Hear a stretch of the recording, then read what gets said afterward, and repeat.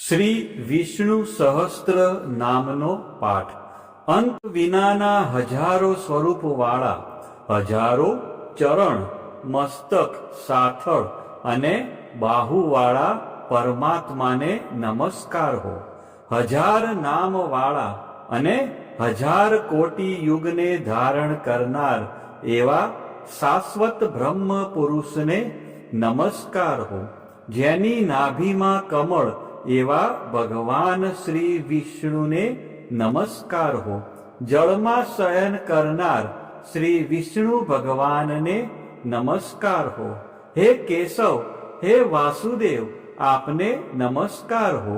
બ્રહ્મ સ્વરૂપ અને ગૌ બ્રહ્મનું હિત કરનાર એવા દેવને નમસ્કાર હો.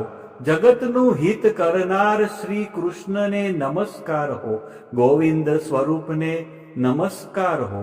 જેમ આકાશમાંથી પૃથ્વી પર પડેલું પાણી સમુદ્રમાં જાય છે, તેમ બધા દેવોને કરેલા નમસ્કાર ભગવાન કેશવ પ્રતિ જાય છે. જેમાં શ્રી હરિનું ભજન પૂજન થાય છે એવા આ માર્ગ નિષ્કુંઠ છે, અને શ્રી હરિના ભજન પૂજન વિનાના માર્ગને કુમાર્ગ જાણવો.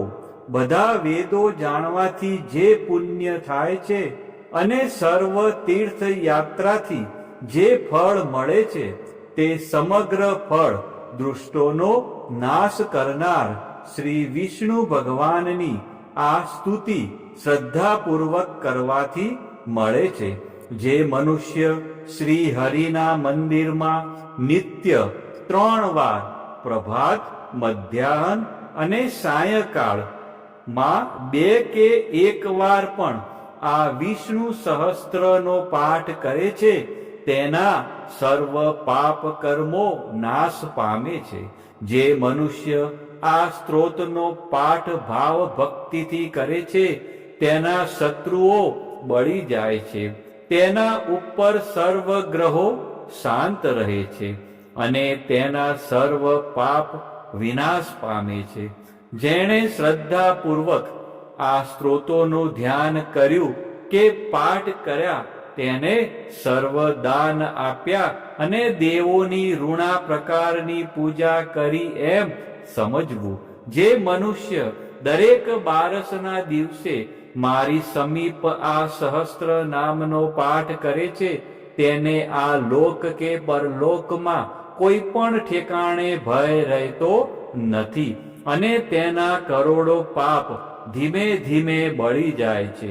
હે અર્જુન, જે મનુષ્ય પીપળાની પાસે કે તુલસીની પાસે બેસીને આ શ્રી વિષ્ણુ સહસ્ત્ર નામનો પાઠ કરે છે, તે કરોડો ગાયોના દાનનું ફળ પામે છે. વળી જે મનુષ્ય નિત્ય શિવાલય અથવા તુલસીના વનમાં બેસીને નિત્ય શ્રી વિષ્ણુ સહસ્ત્ર નામનો પાઠ કરે છે, તે મોક્ષ પામે છે અને તેના બ્રહ્મમાં ઇત્યાદિ ઘોર પાપ હોય તો પણ તે સર્વનાશ પામે છે, એવું ચક્રધારી ભગવાનનું વચન છે. ઇતિ શ્રી જન્મ મહાભારત ભીમ યુધિષ્ઠિર સંવાદે શ્રી વિષ્ણુ દિવ્ય સહસ્ત્રના સ્તુતિ સંપૂર્ણ. હવે આપણે ભગવાન શ્રી વિષ્ણુના 108 દિવ્ય નામ, જેને અષ્ટોત્તર સતનામાવલી કહેવાય છે, જે નીચે મુજબ છે. આપણે આ બધા નામો શાંતિથી સાંભળીશું. આ નામોનો જાપ કરવાથી મનને શાંતિ મળે છે અને આધ્યાત્મિક ઉન્નતિ થાય છે. ઓમ વિષ્ણવે નમઃ. ઓમ વિશ્વરૂપાય નમઃ. ઓમ પદ્મનાભાય નમઃ. ઓમ પ્રજાપતયે નમઃ. ઓમ ઋષિકેશાય નમઃ. ઓમ પદ્મનાભાય નમઃ. ઓમ માધવાય નમઃ.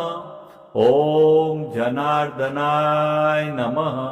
ઓમ ગોવિંદાય નમઃ. ઓમ ત્રિવિક્રમાય નમઃ. ॐ श्रीधराय नमः। ॐ केशवाय नमः। ॐ पुरुषोत्तमाय नमः। ॐ दामोदराय नमः। ॐ अच्युताय नमः। ॐ साणङ्गपाणये नमः। ॐ उपेन्द्राय नमः। ॐ इन्द्राय नमः। ॐ वामनाय नमः। ॐ वैकुण्ठाय नमः। ॐ जिष्णवे नमः। ॐ दैत्यान्तकाय नमः। ॐ भूतभद्रे नमः। ॐ बलिध्वंसिने नमः। ॐ सर्वदेवाय नमः। ॐ चतुर्भुजाय नमः। ॐ गदाधराय नमः। ॐ चक्रपाणये नमः। ॐ पङ्कजाय नमः। ॐ पीताम्बरधराय नमः। ॐ श्रीवत्सकाय नमः। ॐ पद्मपाणये नमः। ॐ वनमालिने नमः। ॐ पद्माक्षाय नमः। ॐ गरुडध्वजाय नमः। ॐ अनन्तशयनाय नमः। ॐ जगन्नाथाय नमः। ॐ सर्वेश्वराय नमः। ॐ परमेश्वराय नमः। ॐ लक्ष्मीपतये नमः। ॐ वराहाय नमः। ॐ नृसिंहाय नमः। ॐ भार्गवाय नमः। ॐ रामाय नमः। ॐ हलधराय नमः। ॐ बुद्धाय नमः। ॐ कल्किने नमः। ॐ कृष्णाय नमः। ॐ दयानिधये नमः। ॐ दयामयाय नमः। ॐ ज्ञानेश्वराय नमः। ॐ विश्वकर्मणे नमः। ॐ सच्चिदानन्दाय नमः। ॐ निर्गुणाय नमः। ॐ सगुणाय नमः। ॐ सर्व आत्मने नमः। ॐ अन्तर्यामिने नमः। ॐ कमलाक्षाय नमः। ॐ मुकुन्दाय नमः। ॐ मुरलीधराय नमः। ॐ पीताम्बरधराय नमः। ॐ गोपालकाय नमः। ॐ गोपीवल्लभाय नमः। ॐ कामदाय नमः। ॐ मोक्षदाय नमः। ॐ वरदाय नमः। ॐ शरणागतवत्सलाय नमः। ॐ भक्तपालकाय नमः। ॐ दीनबन्धवे नमः। ॐ करुणासागराय नमः। ॐ कमलापतये नमः। ॐ चतुर्वेदाय नमः। ॐ वेदान्तवेदाय नमः। ॐ यज्ञेश्वराय नमः। ॐ धर्मध्यक्षाय नमः। ॐ विश्वतोमुखाय नमः। ॐ सहस्रशीर्षाय नमः। ॐ सहस्रसाक्षाय नमः। ॐ सहस्रपाटे नमः। ઓમ પરાયણાય નમઃ. ઓમ પરબ્રહ્મણે નમઃ. ઓમ પરમાત્માને નમઃ.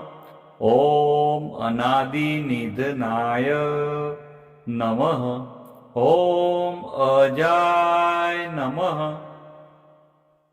ઓમ શાશ્વતાય નમઃ.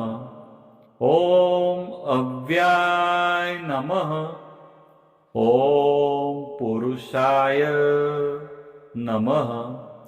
ઓમ પ્રાણાય નમઃ. ઓમ પ્રણવાય નમઃ. ઓમ ઓમકારાય નમઃ. ઓમ સત્યાય નમઃ. ઓમ જ્ઞાનાય નમઃ. ઓમ વિભવે નમઃ. ઓમ પ્રભવે નમઃ. ઓમ ઈશનાય નમઃ. ઓમ મહેશ્વરાય નમઃ. ઓમ રુદ્રાય નમઃ. ઓમ શિવાય નમઃ. ઓમ કાલાય નમઃ. ઓમ મૃત્યુંજયાય નમઃ. ઓમ અમૃતાય નમઃ. ઓમ સર્વજ્ઞાય નમઃ.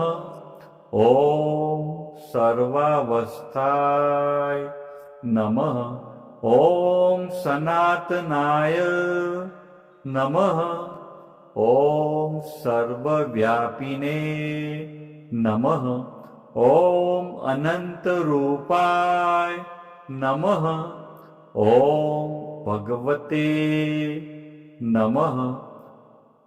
ઓમ વિષ્ણવે નમઃ. આ જ પ્રમાણે રોજ સવાર, બપોર અને સાયંકાળે એમ 3 વખત શ્રી વિષ્ણુ ભગવાનનો પાઠ અવશ્ય સાંભળવો. ઓમ નમો ભગવાન